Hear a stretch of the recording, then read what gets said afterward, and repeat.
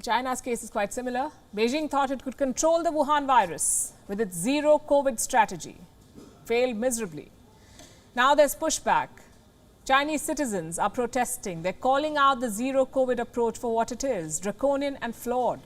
The death of a veteran actor, weeks of lockdown, falling revenues, mass testing, joblessness, all of this has pushed the people of China to the edge. Our next report tells you how zero COVID is having zero success in China.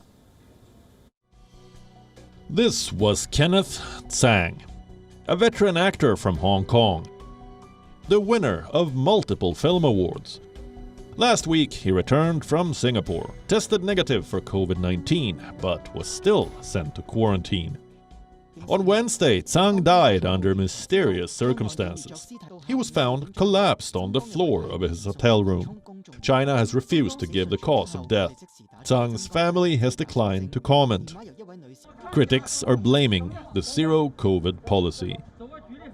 They're accusing China of prioritizing zero infection rates over the health of its citizens. For Beijing, it seems to have become a matter of prestige. The pandemic has dented its image. The cover-up has made things worse. So it views zero COVID as a face-saver, a means to redeem its image. Is the strategy working, or is it making Chinese citizens suffer more? On Thursday morning, Guangzhou's Baiyun International Airport had to cancel more than 1,000 flights. Why? Because 20 staff members had tested positive. Last we checked, the city had announced mass testing for a third of its 19 million residents. In the tech hub of Hangzhou, 9.4 million residents in the city have been asked to get tested every 48 hours. If they want to access public spaces and transportation. Why? Because the city reported a few dozen cases. Same story in Shanghai. For a handful of cases, virtually all of its 26 million residents have been locked down. The only time they are allowed to step outside is for a COVID test. Citizens are now openly protesting.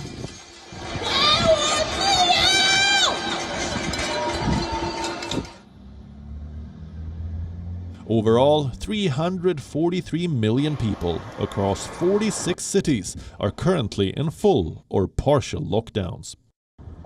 They contribute 40.1 trillion yuan, or 35% of the country's economic output. As they're locked down in their homes, the economy is suffering.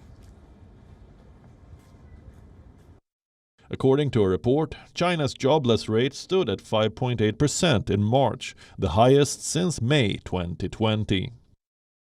The jobless rate for people below 24 years of age stands at 16%, the highest in 8 months.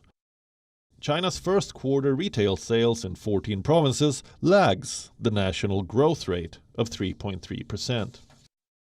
Box office revenue across China has dropped 23% in the first quarter. Catering revenue has fallen 16.4% during the same time. To put it simply, the COVID restrictions are bleeding China's economy and not helping it control the virus surge. CGTN says the mainland reported 1,503 new cases on Wednesday alone. So much for zero COVID. WION is now available in your country. Download the app now and get all the news on the move.